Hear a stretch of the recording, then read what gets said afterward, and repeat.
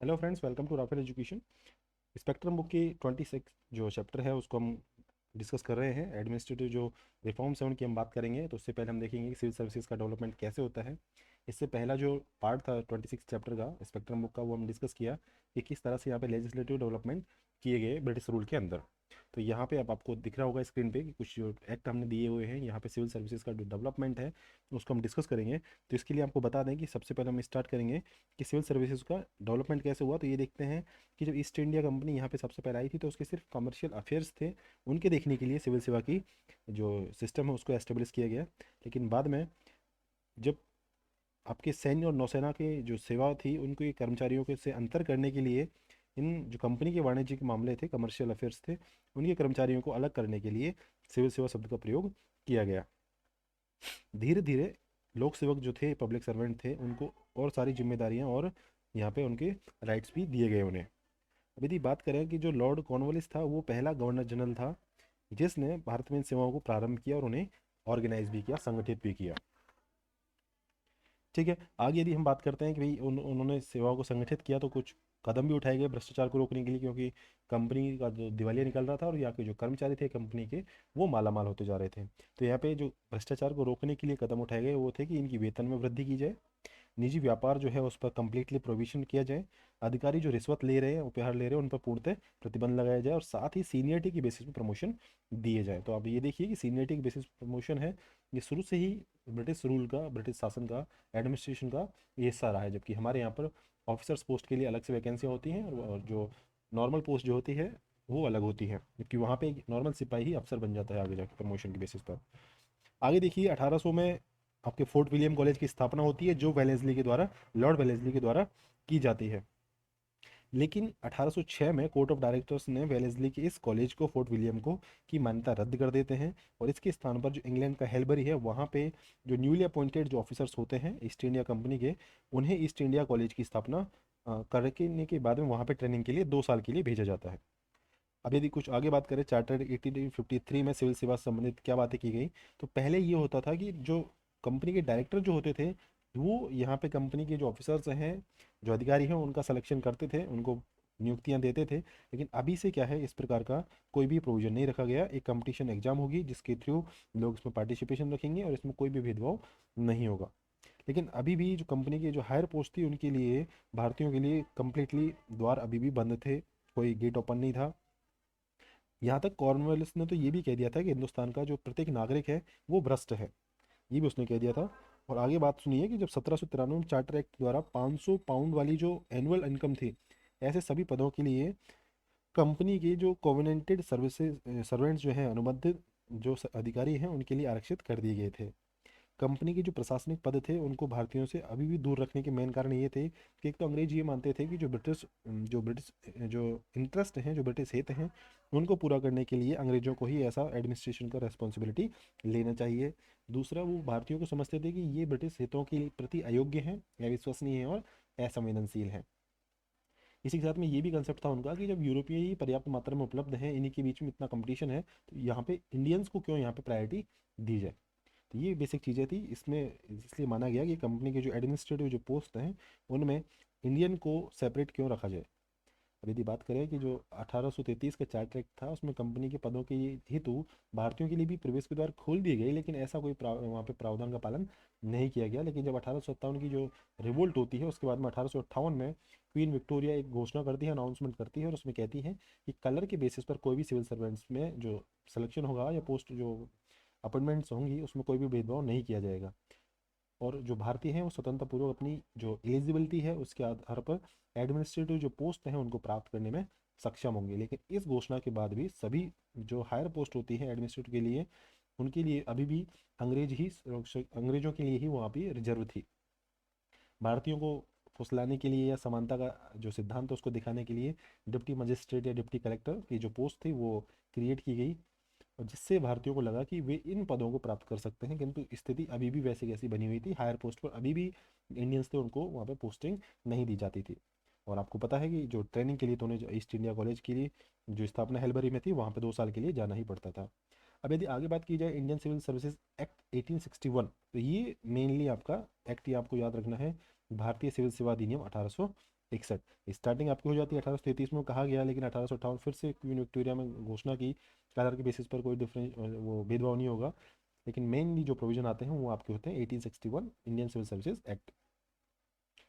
इस जो अधिनियम जो पारित किया गया इसमें कुछ अनुबंध थे, जहाँ पे कुछ पद जो थे आपके, जो अनुबंध सिविल सर्वेंट जो थे, जिनको हम बोलते हैं कवर्नेंटेड सर्वेंट, उनके लिए आरक्षित कर दिए गए। लेकिन ये व्यवस्था भी की गई कि जो एडमिनिस्ट्रेटिव सर्विसेज हैं उनमें जो भर्ती है उनके लिए अंग्रेजी माध्यम से एक एडमिशन एग्जाम ली जाएगी, वो इंग्लैंड में होगी, और जिसमें ग्रीक एवं लैटिन इत्यादि भाषाओं के विषय भी शामिल होंगे। तो ध्यान रखिए, एग्जाम होगी इंग्लैंड में, इंग्लिश मीडियम में होगी, ठीक है, और उसमें ग्रीक और लैटिन जो भाषाएं हैं उनका भी यूज उसमें होने वाला है।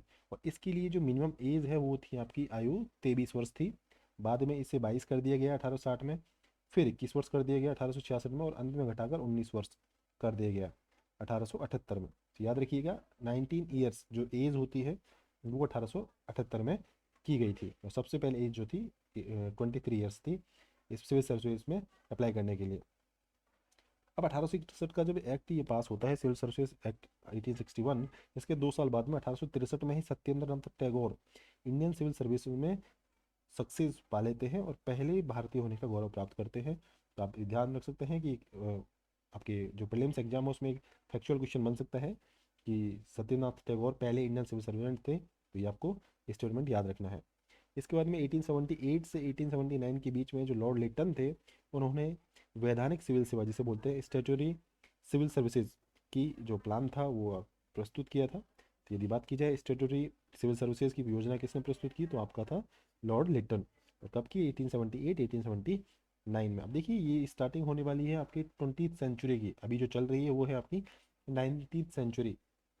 तो जो आपका ड्रेन ऑफ वेल्थ जो आपका दादा भाई नौरोजी वाला जो कंसेप्ट आएगा, ठीक है, तो वो अभी इसकी 10 साल बाद में आने वाला है 92 में, 1892 में। तो ये है आपका जो 70s का जो डिकेड है उसकी बात चल रही है, 1878 से 1879 के बीच की। इस योजना के अनुसार प्रशासन के जो 1/6 जो आपके अनुबंधित जो पद हैं वो उच्च कुल के भारतीयों से भरे जाने हैं। एक जो छठा हिस्सा है कॉवर्नेंटेड जो पोस्ट होगा, जो हायर आपकी यहाँ पे उच्च कुल है उनके नाम भारतीयों से भरे जाएंगे। इन पदों के लिए प्रांतीय सरकार जो है, प्रोविंशियल जो गवर्नमेंट्स हैं, वो सिफारिश करेंगी। तो एवं वायसराय एवं जो सेक्रेटरी ऑफ इंडिया है उसकी परमिशन के बाद ही उम्मीदवारों की नियुक्ति की जाएगी। अभी आप ये देखिए प्रोविंशियल गवर्नमेंट जो है, ठीक है, जो बड़े बड़े राजघराने हैं, जो बड़े बड़े कुल हैं, फैमिलीज हैं, उनके लोगों को यहाँ पे सीधा ही जॉब दे दी जाएगी।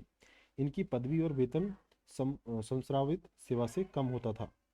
और साथ में लेकिन ये वैधानिक सिविल सेवा असफल हो गई।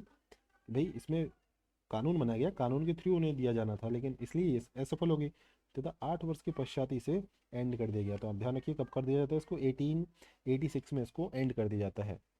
अब यदि 1885 की बात की जाए तो इसमें जो भारतीय राष्ट्रीय कांग्रेस है, इंडियन नेशनल कांग्रेस है, वो कुछ डिमांड करती है। उसका कहना होता है कि जब 1885 में कांग्रेस का एस्टेब्लिशमेंट हो गया तो अब कहा कि इन सेवाओं में प्रवेश के लिए आयु में वृद्धि की जाए। ध्यान दीजिए इसमें आयु की वृद्धि की बात की जा रही है। एज इनकी कर दी थी 19 ईयर्स, जो कि की आपकी 1878 में, ठीक है। तो 1878 में करने के बाद में इसके 6 साल बाद में 1885 के 1886 के बीच में एज बढ़ाने के लिए कांग्रेस बात करती है। इन परीक्षाओं का आयोजन क्रमशः ब्रिटेन एवं भारत दोनों जगह किया जाना चाहिए, क्योंकि अब उन्हें हेलबरी जाना होता था कॉलेज में एडमिशन के लिए, और एग्जाम भी वहीं पर होती थी। अब चाहते हैं कांग्रेस की वो एग्जाम ब्रिटेन और भारत दोनों स्थानों पर किया जाए। तो इसके बाद में हम बात करेंगे 1886 में कांग्रेस की स्थापना के अगले साल ही लोक सेवाओं पर एक एचिसन कमेटी की स्थापना की जाती है। तो ये जो कमेटी है इसका गठन लॉर्ड डफरिन ने 1886 में किया। इस समिति ने निम्न सिफारिशें की, जो सिफारिशें हम यहाँ पे बात करने वाले हैं कि कौन कौन सी सिफारिशें इन्होंने यहाँ पे की है। तो ये देखिए आपके लॉर्ड डफरिन जो है वो कहते हैं कि जो आपकी कोवेनेंटेड जो सर्विसेज हैं और आपकी जो अनकोवेनेंटेड सर्विसेज हैं, जिसे कहते हैं हम अनुबद्ध और आपकी अनुबद्ध सर्विसेज हैं उन शब्दों को ही यहाँ से समाप्त कर दो। सिविल सेवा है उनको 3 भागों में बांट दो। एक तो है आपका सिविल सेवा, दूसरा है आपका प्रोविंशियल सिविल सेवा, और एक आपका है आपका अधीनस्थ सिविल सेवा, ठीक है। तो अलाइड सर्विसेज जो है आपकी अलाइड सिविल सर्विसेज, एक है आपका प्रोविंशियल सिविल सर्विसेज और एक आपका सिविल सर्विसेज। अब देखिए तीनों के बारे में हम देख लेते हैं कि जब इनको देखिए इन तीनों का जो डिस्कशन है हम करेंगे किसके अंदर, एचिसन कमेटी जो लॉर्ड डफरिन ने एस्टेब्लिश की 1886 में। तो सिविल सर्विसेज थी, इनका जो प्रवेश है परीक्षा इंग्लैंड में होंगी, जो प्रोविंशियल सिविल सर्विसेज हैं इनकी प्रवेश परीक्षा भारत में की जाएंगी, और जो अलाइड आपकी सिविल सर्विसेज हैं, सबऑर्डिनेट जो आपकी सिविल सर्विसेज हैं, इसके लिए भी प्रवेश परीक्षा भारत में की जानी है। और जो एज है वो आपकी 19, जो 1878 में 19 ईयर्स थी, अब उसको बढ़ा के आपका 23 साल कर दिया जाता है इस कमेटी के थ्रू। अब देखिए 1893 में इंग्लैंड के हाउस ऑफ कॉमन्स ने यह प्रस्ताव भी पारित कर दिया कि इन सेवाओं के लिए प्रवेश परीक्षाओं का आयोजन अब क्रमशः इंग्लैंड और भारत दोनों जगह किया जाएगा। तो देखिए जो अलाइड सर्विसेज थी और आपकी जो सबऑर्डिनेट सर्विसेज थी और आपकी जो प्रोविंशियल सिविल सर्विसेज थी, इनकी एग्जाम तो भारत में हो रही है, लेकिन सिविल सर्विसेज की एग्जाम अभी भी इंग्लैंड में हो रही है। लेकिन 1893 में इंग्लैंड के हाउस ऑफ कॉमन्स, जो आपका एक तरह लोकसभा ही होता है वहाँ का, उन्होंने कहा कि बोले अब सिविल सर्विसेज की एग्जाम इंग्लैंड और भारत दोनों जगह पे हो सकती है। किंतु इस प्रस्ताव को कभी कार्यान्वित नहीं किया गया, कभी माना नहीं गया इस चीज़ को। और भारत का जो सेक्रेटरी था, सेक्रेटरी ऑफ इंडिया किम्बरले, उसने कहा था कि सिविल सेवाओं में पर्याप्त संख्या में यूरोपियों का होना आवश्यक है, यह एक ऐसा मुद्दा है जिसे त्यागा नहीं जा सकता। तो सिविल सेवाओं में जो यूरोपीय हैं उनका अभी भी वर्चस्व बनाए रखने की जो बात थी, जो यहाँ पे सपोर्ट था, वो अभी भी उस टाइम के जो सेक्रेटरी ऑफ इंडिया थे किम्बरले, उनका ऐसा मानना था, उनका अभी भी इस चीज़ को सपोर्ट था। लेकिन एग्जाम होने के लिए जो 1893 में हाउस ऑफ कॉमन्स ने इसको परमिशन दे दी थी, प्रस्ताव रख दिया गया था, लेकिन इसको कभी कार्यान्वित उस टाइम पे नहीं किया गया। लेकिन इसके बाद हम बात करते हैं कि सिविल सेवाओं से संबंधित जो मोंटेग्यू चेम्सफोर्ड जो रिफॉर्म्स हैं 1919 के, उसमें कुछ डिस्कस करेंगे कि भाई ये क्या क्या चीज़ इसमें बताई गई। तो अब ये देखिए कि जो मोंटेग्यू चेम्सफोर्ड रिफॉर्म्स थे, इसके अंदर सिविल सेवा में कुछ प्रोविजन किए गए। वो ये थे कि कुछ एक नीति थी, एक पॉलिसी थी, उसकी घोषणा की गई कि यदि भारत में उत्तरदायी सरकार की स्थापना होती है, ठीक है, उत्तरदायी सरकार मतलब जो रेस्पॉन्सिबल होगी ब्रिटिश गवर्नमेंट के लिए, उत्तरदायी सरकार की स्थापना होती है, तो लोक सेवाओं में ज़्यादा से ज़्यादा भारतीय नियुक्त हो सकेंगे, जो भारतीयों के हित में होगा। इसी इसमें भी सिविल सेवा की प्रवेश परीक्षा का आयोजन क्रमशः इंग्लैंड और भारत में कराने की सिफारिश की थी। तो सबसे पहले सिफारिश की थी लोक सेवा के सेवाओं पर लॉर्ड डफरिन द्वारा एस्टेब्लिश एचिसन कमेटी 1886 में। इसके बाद में 1919 में भी ये सिफारिश की गई भाई दोनों जगह एग्जाम की जाए। इसने प्रशासनिक जो सेवा थी, एडमिनिस्ट्रेटिव जो सर्विसेज थी, कि 1/3 पदों को केवल भारतीयों से भरे जाने की सिफारिश की थी।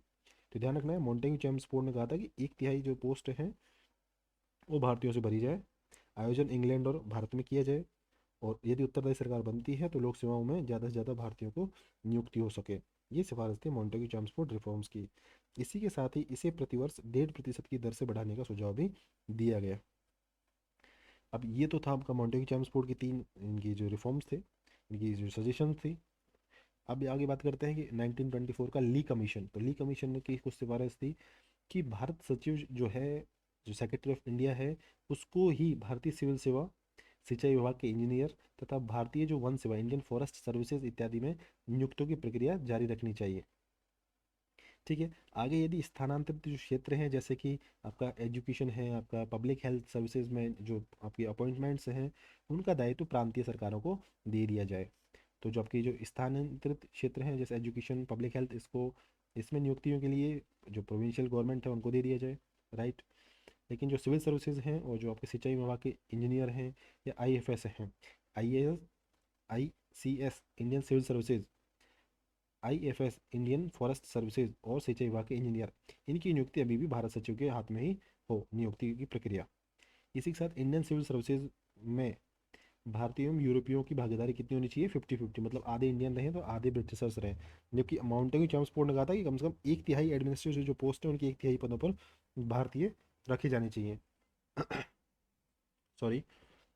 तथा भारतीयों को 15 वर्ष में यह अनुपात प्राप्त करने की व्यवस्था की जाए। इसी के साथ में ये भी बताया गया कि जल्दी से जल्दी एक लोक सेवा आयोग का गठन किया जाए, जिसे बोलेंगे हम पब्लिक सर्विस कमीशन का, उसका एस्टेब्लिशमेंट किया जाए। और 1919 के भारत सरकार अधिनियम में भी इसकी सिफारिश की गई थी। जो भारत सरकार अधिनियम, जो मॉनिटरिंग चेम्सफोर्ड रिफॉर्म्स थे, उसमें भी कहा गया कि पब्लिक सर्विस कमीशन का एस्टेब्लिशमेंट किया जाए।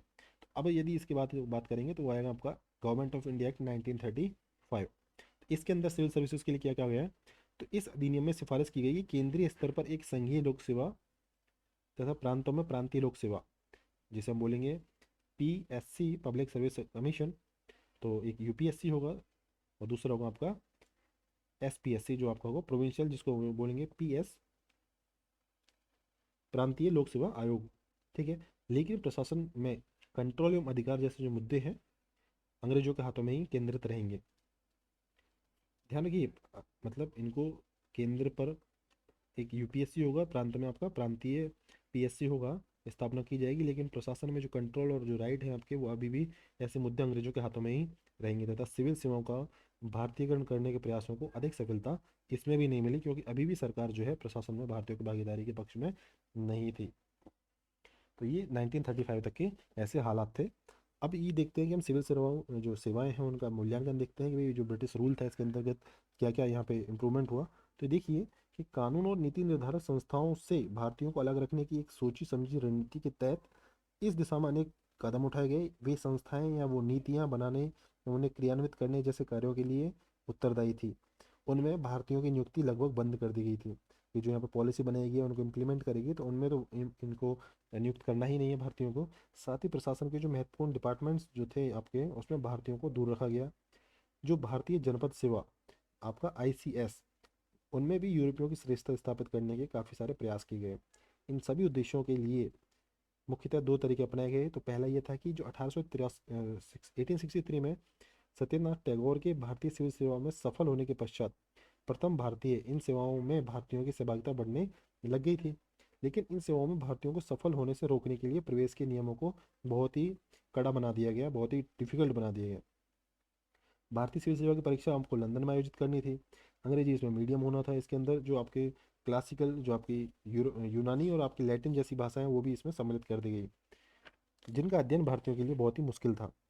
फिर से 1859 में परीक्षाओं की अधिकतम आयु सीमा 23 वर्ष से घटाकर 22 वर्ष और फिर 1878 में 19 ईयर्स कर दी गई। ठीक है, तो अब ये ध्यान रखिए कि 1878 में 19 ईयर्स इसमें कर दी गई। दूसरा, शासन के सभी महत्वपूर्ण तथा उच्च वेतन वाले पदों पर अभी भी यूरोपियंस थे। राष्ट्रवादी जो नेता थे उनके बहुत ज़्यादा प्रेशर के कारण 1918 के पश्चात प्रशासन के भारतीयकरण की प्रक्रिया प्रारंभ तो हो गई, लेकिन अभी भी गति इसकी बहुत धीमी थी। तो जो आपका एडमिनिस्ट्रेशन का जो भारतीयकरण है उसकी प्रक्रिया आपकी 1918 के बाद में ही चालू होती है, आपका जो फर्स्ट वर्ल्ड वॉर के बाद में। एवं अधिकांश पदों पर यूरोपियन का अभी भी अधिकार था, लेकिन धीरे धीरे भारतीयों को इस बात का आभास होने लगा था कि केवल सिविल सेवा, जो आपकी सिविल सेवा है, उसका ही भारतीयकरण जरूरी नहीं है, अपितु शासन की सभी जो मेन पावर हैं वो भारतीयों को हस्तांतरित या ट्रांसफर की जानी चाहिए। इसका कारण ये भी था कि भारतीय सिविल सेवा के कुछ भारतीयों को छोड़कर अधिकांश भारतीय अभी भी साम्राज्यवादी शासकों के पक्ष में ही कार्य करते थे। तो उनकी मानसिकता बदलने से ही फिर देश की हालात जो है वो सुधर सकते हैं, और जो शासन की बहुत अलग सी जो बहुत सारी जो मेन मेन आपकी पावर्स हैं उनमें भारतीयों को पावर ट्रांसफ़र की जानी चाहिए। तो ये था आपका सिविल सर्विसेज का जो सर्विस सिविल सेवाएं थी उनका डेवलपमेंट। अब यदि हम बात करते हैं अगले बिंदु पर, वो है आपका पुलिस सेवा। तो पुलिस सेवाओं की यदि मॉडर्न टाइम में, मॉडर्न भारत में यदि हम डेवलपमेंट की बात करें, तो ये होगा आपका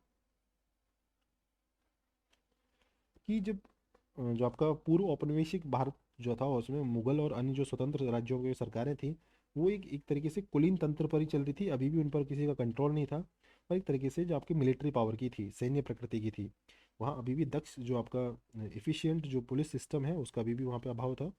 यहाँ तक कि बंगाल, बिहार, उड़ीसा में 1765 से 1772 की जो द्वैत शासन के दौरान, ध्यान रखिए जो द्वैत शासन पहले स्टार्ट हुआ था 1765 से 1772 के बीच में, कानून व्यवस्था और शांति बनाए रखने के साथ ही अपराध और अपराधियों से निपटने के लिए जमींदारों से उम्मीद की जाती थी कि वे कर्मियों की व्यवस्था में प्रबंध करें, जिसमें थानेदार शामिल थे। लेकिन प्राय जमींदार अपने कर्तव्यों की उपेक्षा करते थे और कुख्यात डाकुओं के गैंग के साथ गठजोड़ करके लूट में अपना हिस्सा बढ़ा लेते थे। इसलिए वर्ष 1770 में, 1772 से पहले 1770 में फौजदार एवं अमील, फौजदारी मामले और अमील मामले जो हम देखेंगे बाद में, तो फौजदार एवं अमील जैसी संस्थाओं को समाप्त कर दिया गया। हालांकि 1774 में वॉरेन हेस्टिंग्स ने फौजदार संस्था को फिर से एस्टेब्लिश कर दिया, कि वॉरेन हेस्टिंग्स का जब टाइम आएगा तो वहाँ पे फिर से इसको 1774 में इसको दोबारा स्टार्ट किया जाएगा, और डकैती, हिंसा एवं अन्य व्यवस्था जो अव्यवस्था जैसी जो परेशानियाँ थी उनसे निपटने के लिए जमींदारों को उनकी मदद करने को कहा जाएगा। फिर 1775 में बड़े जिलों के मुख्य कस्बों में फौजदार थाने स्थापित किए गए, और उनकी व्यवस्था, उनकी हेल्प के लिए कई छोटे पुलिस स्टेशन भी वहाँ पे एस्टेब्लिश किए गए। ब्रिटिश शासनाधीन पुलिस व्यवस्था में क्रमिक विकास का वर्णन हम ऐसे देखते हैं कि जब 1791 में सबसे पहले लॉर्ड कॉर्नवालिस ने कानूनी व्यवस्था की स्थापना के लिए पुलिस बल को भली भांति ऑर्गेनाइज किया। उसने पुरानी जो पुलिस व्यवस्था थी उसका मॉडर्नाइजेशन किया। तो सबसे पहले इसने ऑर्गेनाइज किया, फिर मॉडर्नाइज किया 1791 में, और जिलों को 400 वर्ग मील के क्षेत्रों में विभाजित कर दिया गया कि आप 20 माइल एक साइड में जाइए, 20 माइल दूसरी साइड में, इतने एरिया में जो आपके डिस्ट्रिक्ट हैं उनको डिवाइड कर दिया गया। जो प्रत्येक थाना था उसके क्षेत्र को एक दरोगा के अधीन रखा गया, तो दरोगा वाला सिस्टम इसने स्टार्ट किया। दरोगा की हेल्प के लिए पुलिस कर्मचारी नियुक्त किए गए। जिले को जो एसपी था उसके अंडर डाला गया। एसपी जो है जिले का सबसे बड़ा पुलिस अधिकारी होगा। ग्रामीण क्षेत्रों में जमींदारों के लिए पुलिस संबंधी अधिकार समाप्त कर दिए। अब पहले जमींदार जो थे आपके लैंडलॉर्ड जो थे, उनको जो एडमिनिस्ट्रेशन के लिए जो आपकी व्यवस्था बनाए रखने के लिए जो जिम्मेदारियां थी, अब वो समाप्त कर दी गई और वो सब अंडर दे दिया गया एसपी के हर डिस्ट्रिक्ट में। अब जो पुलिस कर्मचारी हैं उनमें तत्परता तथा ईमानदारी लाने के लिए उसके वेतन बढ़ा दिए गए। हत्यारे चोर जो पकड़ने के लिए उनके लिए रिवॉर्ड भी दिए जाने लगे। इसके बाद में जब 1808 की हम बात करें तो मेयो ने जो हर डिवीजन था उसके लिए एक सुपरिटेंडेंट ऑफ पुलिस, एक एसपी की नियुक्ति भी की, तथा इसकी सहायता के लिए बहुत से सिपाही जो थे आपके, जो गुप्तचर थे, उनको नियुक्त किया गया। लेकिन बाद में जो आपके जो सिपाही थे वो भी करप्ट हो गए और भारत स्थानीय जनता के मध्य लूट खसोट मचाने लगे। इसके बाद में 1814 की यदि बात की जाए तो जो सीओडी कोर्ट ऑफ डायरेक्टर्स थे उन्होंने एक आदेश द्वारा बंगाल को छोड़कर अन्य जितने भी जगह हैं वहाँ पे कंपनी का द्वारा दरोगा एवं उसके सहायकों की नियुक्ति के अधिकार को समाप्त कर दिया। बताया गया कि जो बंगाल है उसमें अभी भी दरोगा और उसके सहायकों की नियुक्ति अधिकार होंगे, लेकिन सीओडी ने कहा कि इसके अलावा जो जितनी भी जगह है बंगाल के अलावा वहाँ पे कंपनी द्वारा दरोगा या उनके स्थान सहायकों की नियुक्ति नहीं की जाएगी।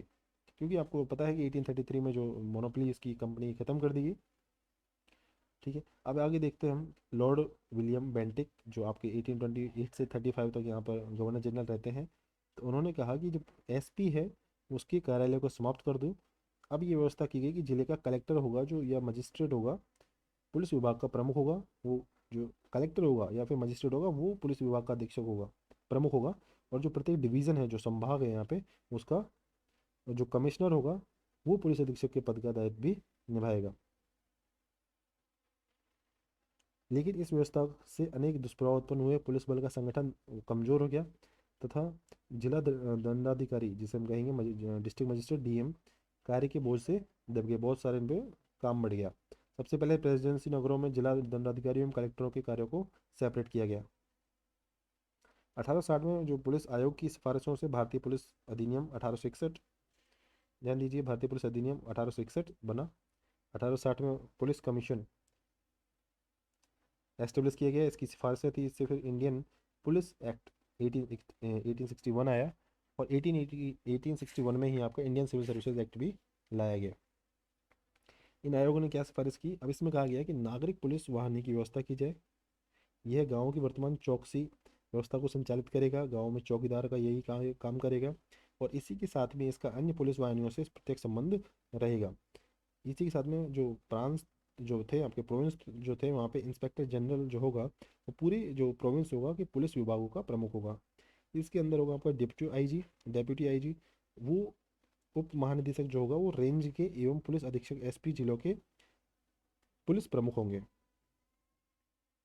तो ये आप देख लीजिए कि जो आपका डेप्यूटी आईजी है वो आपका रेंज का, और जो एसपी है वो आपका जिले का पुलिस अधीक्षक रहेगा। ये है आपके 1860 के पुलिस कमीशन के बाद में इंडियन पुलिस एक्ट 1860 के प्रोविजन, उनकी सिफारिश है।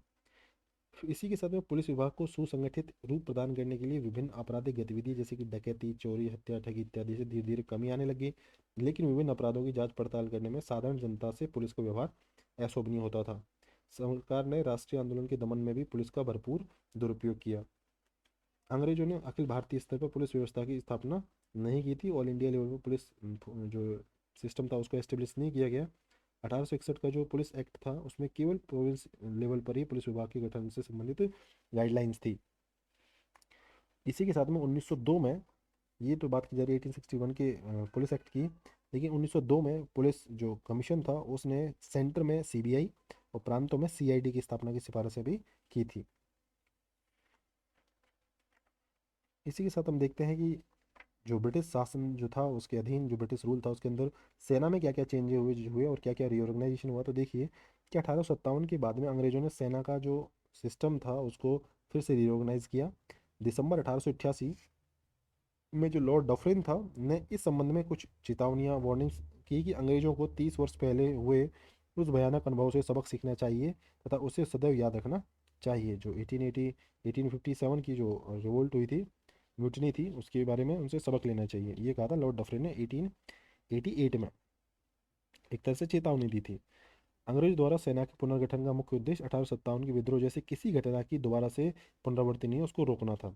इसके अतिरिक्त ब्रिटिश सरकार इस क्षेत्र में विश्व की अन्य साम्राज्यवादी शक्तियों जैसे रूस है, जर्मनी है, फ्रांस है, ऐसे से अपने उपनिवेशों की रक्षा के लिए भारतीय सेना का जो यूज़ करना चाहती थी। इसी के साथ सरकार जो है, सरकार की पॉलिसी थी कि वह सेना की जो भारतीय शाखा है उसका उपयोग एशिया और अफ्रीका में अपने जो कॉलोनी है उसके एस्टेब्लिशमेंट के लिए करेगी, और सेना की जो ब्रिटिश ब्रांच है उसका उपयोग भारत में अंग्रेज शासन की जो ग्रिप है उसको मजबूत करने और उसका जो स्थायित्व प्रदान करने के लिए यूज़ करेगी। सरकार की जो पॉलिसी है वो सेना की भारतीय शाखा पर यूरोपीय शाखा की सर्वोच्चता सुनिश्चित करेगी। इस संबंध में 1859 एवं 1879 में जो आपके कमीशन बनाए गए, उन्होंने ये सजेस्ट भी किया कि अंग्रेजी सेना की संख्या कम से कम एक तिहाई जरूर होनी चाहिए। 1857 से पहले अंग्रेजी सेना की संख्या केवल 14% थी, लेकिन अभी उसको 33% बनाने की जा रही है बात। यूरोपीय सैनिकों की संख्या जो 1857 से पूर्व 45,000 थी, अब बढ़ाकर 65,000 कर दी गई, तथा भारतीय सैनिकों की संख्या 2,38,000 से घटाकर 1,40,000 कर दी गई। तो ये सब प्रोविजन किए जाते हैं आपके 1859 1879 की जो कमीशन थे उनके सजेशन के द्वारा। इसी के साथ बंगाल में यूरोपीय सैनिकों का भारतीय सैनिकों से अनुपात तो 1:2 रख दिया गया है कि यदि एक हिस्सा आपका यूरोपीय सैनिकों का होगा और तो 2 हिस्से आपके सैनिक भारतीय सैनिकों के होंगे, जबकि बम्बई मद्रास में यह अनुपात 1:4 में था। संवेदनशील भौगोलिक क्षेत्रों तथा सेना के महत्वपूर्ण विभागों तथा जैसे तोपखाना है, सिग्नल्स है, आपकी जो आर्म्ड फोर्सेज हैं उसमें कड़ाई से यूरोपियनों का एकाधिकार स्थापित किया जाएगा। ठीक है, तो आपका जो आर्मरी है, सिग्नल्स और जो आपकी आर्म फोर्सेज हैं इनमें यूरोपियों का ही अभी भी एक अधिकार रहेगा। यहाँ तक कि 1900 तक भारतीय सेनाओं सैनिकों को दी जाने वाली बंदूकें यूरोपियनों की तुलना में घटिया किस्म की होती थी, तथा सेना के किसी महत्वपूर्ण विभाग में भारतीयों को कोई महत्वपूर्ण दायित्व नहीं सौंपा गया। यह स्थिति जो सेकेंड वर्ल्ड वॉर तक बनी रही। सेना में ऑफिसर रैंक के पद पर किसी भारतीय को यहाँ पे अभी भी अनुमति नहीं दी गई। जब 1914 तक सेना का सर्वोच्च पद जहाँ कोई भारतीय पहुंच सकता था वह सूबेदार था। 1944 तक सेना का सबसे ऊंचा पद जहाँ तक भारतीय पहुंच सकता था। ऑफिसर रैंक कभी उनके लिए ओपन नहीं थी, लेकिन 1918 के पश्चात ही भारतीयों को सेना में कमीशन दिया जाने लगा, कमीशन रैंक दी जाने लगी। ठीक है, उन्हें ऑफिसर्स बनाया जाने लगा वर्ल्ड वॉर फर्स्ट के बाद में। 1926 के अंत में भारतीय सैंडर्स कमीशन ने यह अनुमान लगाया कि 1952 तक सेना का केवल 50% भारतीयकरण ही हो सकेगा। मतलब जो सैंडर्स कमीशन है 1926 का, उसने कहा सैंडर्स कमीशन की जो 1952 तक सेना का केवल 50% ही इंडियनाइजेशन हो सकता है। इसके साथ में आपका बैलेंस इन चेक और आपका डिवाइड एंड रूल की जो आपकी पॉलिसी है उसके आधार पर सेना की भारतीय शाखा का पुनर्गठन किया गया। 1879 के सेना आयोग जो आपका मिलिट्री कमीशन था 1879 का, ने इस बात पर बल भी दिया कि सेना में भारतीयों से संतुलित किया जाए तथा यूरोपियों की सर्वोच्चता स्थापित की जाए। सन 1887 से 1892 तक सेना के जो कमांडर इन चीफ हैं वो रहे थे आपके लॉर्ड रॉबर्ट्स। उनके टाइम पे 1880 के समय एक नई कंसेप्ट या विचारधारा का विकास हुआ। इसके अनुसार लड़ाकू जातियों तथा गैर लड़ाकू जातियों की स्थिति स्पष्ट होनी चाहिए। इससे इससे विशिष्ट समुदायों से सेना को अच्छे फौजी प्राप्त हो सकेंगे। जो आपके जाट रेजिमेंट या सिख रेजिमेंट जो है, तो ये जो विचार था आपका 1880 के समय लॉर्ड रॉबर्ट्स का था, जो उस टाइम पे कमांडर इन चीफ थे, जो कि आपके 1887 से 1892 तक कमांडर इन चीफ रहे थे। इससे विशिष्ट समुदाय की सेना को अच्छे फौजी मिल सकेंगे। कालांतर में समय के बाद में कुछ समय बाद इसी विचारधारा के तहत सिख गोरखा पठानों को सेना में भर्ती किया गया तथा इनका प्रयोग भारतीयों द्वारा किए जाने वाले विद्रोह तथा राष्ट्रवादी आंदोलन को कुचलने के लिए किया गया। इसके पीछे सरकार की मंशा यह थी कि इससे भारतीयों में प्रजातीय भेदभाव पनपेगा तथा राष्ट्रवादी आंदोलन अपने आप ही कमजोर हो जाएगा। तो आप देख सकते हैं कि जो नेशनलिस्ट जो मूवमेंट है उनको कम करने के लिए सेना में इस तरह के रेजिमेंट खड़ा करना भी एक महत्वपूर्ण कदम था। आगे देखिए कि 1857 में विद्रोह जब हुआ, तो विद्रोह में वे स्थान जहाँ के सैनिकों ने विद्रोहियों का साथ दिया था गैर लड़ाकू जातियों के घोषित कर दिए गए। तो जहाँ के सैनिकों ने विद्रोहियों का साथ दिया, गैर लड़ाकू जातियों के घोषित कर दिए गए। इन स्थानों में अवध, बिहार, आपका जो सेंट्रल इंडिया एवं दक्षिण भारत प्रमुख थे। जहाँ के जो सैनिक थे उन्होंने आपके रिवोल्ट करने वालों को हेल्प दिया और उन्हें गैर लड़ाकू जाति के घोषित कर दिया गया। इससे भी अधिक सेना की सभी रेजिमेंट में जाति एवं सांप्रदायिक कंपनियों का गठन किया गया तथा भारतीय शाखा में संतुलन के लिए डिफरेंट टाइप की जो आपकी सोशल और आपकी जो कास्ट बेस्ड जो तबके थे उनसे युवाओं को सेना में भर्ती किया गया। सैनिकों में सांप्रदायिक जातीय दलीय दलित एवं तथा क्षेत्रीय भावनाओं को उभारा गया जिससे राष्ट्रवाद के विकास को रोका जा सके। मतलब ये देखिए आप कितना मतलब मेंटलिटी देखिए कि कैसे अभी भी कॉलोनी बनाने की प्लान बना रखी है ब्रिटिश गवर्नमेंट ने। सेक्रेटरी ऑफ इंडिया है चार्ल्स वुड, उसने घोषणा की कि उसकी इच्छा है कि सैनिकों में विद्रोह एवं प्रतिद्वंदितापूर्ण भावनाओं का विकास किया जाए जिससे आवश्यकता पड़ने पर सिख हिंदू गोरखा इत्यादि सभी एक दूसरे पर बिना किसी हिचकिचाहट की गोली चला सके। ये देखिए इनकी स्ट्रेटजी क्या है। इस प्रकार ईस्ट इंडिया कंपनी की सेना अंग्रेजी सेना में सम्मिलित कर ली गई तथा यूरोपीय पदाति एवं घुड़सवार ब्रिटेन के पदातियों एवं जो आपकी जो इन्फेंट्री है और आपकी जो कैवलरी है में सम्मिलित कर लिया गया। अंग्रेजी सेना के सैनिक जो हैं या फिर आपके जो ऑफिसर्स हैं उनको भारत में सेवा करने तथा अनुभव प्राप्त करने के उद्देश्य से नियमित रूप से भारत भेजा जाने लगा। आपकी बम्बई मद्रास और बंगाल के जो आपकी आर्मरी तोपखाने हैं, शाही तोपखाने हैं और शाही इंजीनियर्स जो हैं आपके, ठीक है, में सम्मिलित कर लिए गए। पंजाब नेपाल तथा जो आपके नॉर्थ वेस्ट प्रोविंस जो है उनकी जातियों को अच्छा फौजी मानकर उन्हें बहुसंख्या में सेना में भर्ती किया गया। देखिए कौन कौन सी जगह है, पंजाब नेपाल जो गोरखा है आपके, और उत्तर पश्चिम प्रांतों की जातियाँ नॉर्थ वेस्ट फ्रंटियर प्रोविंस जो थे आपके, उनको सेना में भर्ती किया गया। जिन प्रदेशों के सैनिकों ने विद्रोह में अधिक भाग लिया था वहाँ के लोगों की सेना में भर्ती बंद कर दी गई। सेना का जो ये रीऑर्गेनाइजेशन है इससे रक्षा जो व्यय है आपका, डिफेंस जो आपका एक्सपेंडिचर है बहुत ज़्यादा बढ़ गया जिसका बोझ फिर से भारतीयों पर ही डाला जाना था। यह कार्य वस्तुत अंग्रेजी लोलुपता से किया गया, भारत की रक्षा के लिए नहीं। लास्ट में हम बात करते हैं कि सेना को समाज एवं देश की मुख्य धारा से बिल्कुल अलग कर देने का प्रयास किया गया जिससे उनमें देश प्रेम की भावना बिल्कुल जागृत न हो सके। इसके लिए राष्ट्रवादी समाचार पत्रों पत्रिकाओं एवं जर्नल से उन्हें दूर कर दिया गया तथा सैनिकों को उनकी गतिविधियों तक ही सीमित कर देने के उपाय किए गए। इस प्रकार ब्रिटिश भारतीय सेना साम्राज्यवाद की रक्षा करने वाली एक मशीन बनकर रह गई। इसके जो आगे विकास होते हैं वो आपकी इंडियन नेशनल आर्मी जो है आपकी बाहर से डेवलप होकर आती है, एस्टेब्लिश होकर आती है, उससे फिर भारतीय का फौज में विकास होता है। उससे पहले ये सब चीज़ें ब्रिटिश भारतीय सेना जो आपके जो साम्राज्यवाद है, इंपीरियलिज्म है, उसकी प्रोटेक्शन के लिए ही एक तरीके से मशीन बनकर रह जाती है। इसके अगले जो पार्ट है चैप्टर नंबर 26 का, उसमें हम डिस्कस करेंगे क्योंकि वीडियो बहुत बड़ा होने वाला है, 32 मिनट्स अभी हो गया है। तो मैं आपको लास्ट में कंक्लूड कर दूं कि हमने जो एक्ट थे वो डिस्कस किए हैं यहाँ पे सिविल सर्विसेज के, जो आपका इंडियन सिविल सर्विसेज एक्ट 1861 था, फिर आपका पुलिस एक्ट जो कि आपका पुलिस कमीशन था 1860 का, उसके बेस पर जो पुलिस जो एक्ट था आपका 1861, उसके यहाँ पे कुछ प्रोविजन डिस्कस किए। फिर जो आपके जो ब्रिटिश रूल के अंदर जो सेना में चेंजेस जो थे आपके, कुछ थॉट्स थे लॉर्ड डफरिन वगैरह के, और जो आपका कमांडर इन चीफ था लॉर्ड रॉबर्ट्स, उनके भी कुछ मानने थे कि जो पंजाब है या फिर गोरखा रेजिमेंट है जो जैसे नेपाल के लोग हैं या नॉर्थ वेस्ट प्रोविंस के जो लोग हैं उनको सेना में भर्ती किया जाए। तो ये प्रोविजंस यहाँ पे किए गए, चेंजेस किए गए। और जो इंपीरियलिज्म है उनकी सिक्योरिटी के लिए भारतीय जो सेना थी, ब्रिटिश ब्रिटिश इंडियन आर्मी, वो सिर्फ एक मशीन बन के रह गई थी। अगला जो पार्ट होगा चैप्टर नंबर 26 का, वो अपना लास्ट चैप्टर, इस चैप्टर का लास्ट टॉपिक रहेगा। इसमें हम यहाँ पे जुडिशरी की बात करेंगे और यहाँ पे जो एडमिनिस्ट्रेशन की, एग्जीक्यूटिव की बात करेंगे, कैसे यहाँ पे प्रशासन चलता है, एडमिनिस्ट्रेशन कैसे चलता है। तो आपको देखा है कि 26 चैप्टर का फर्स्ट जो पार्ट था हमने डिस्कस किया था वो आपका लेजिस्लेटिव डेवलपमेंट था। अभी हमने सिविल सर्विसेज, पुलिस सर्विसेज का और मिलिट्री का जो डेवलपमेंट था वो देखा, और लास्ट पार्ट में रहेगा आपका जुडिशरी और यहाँ पे आपका एडमिनिस्ट्रेशन, वो आपका लास्ट पार्ट यहाँ पे रहने वाला है। So thank you for watching this video. I hope you can get benefit from this video and you have made notes and highlighted your main content from this to make your notes. Jai Hind.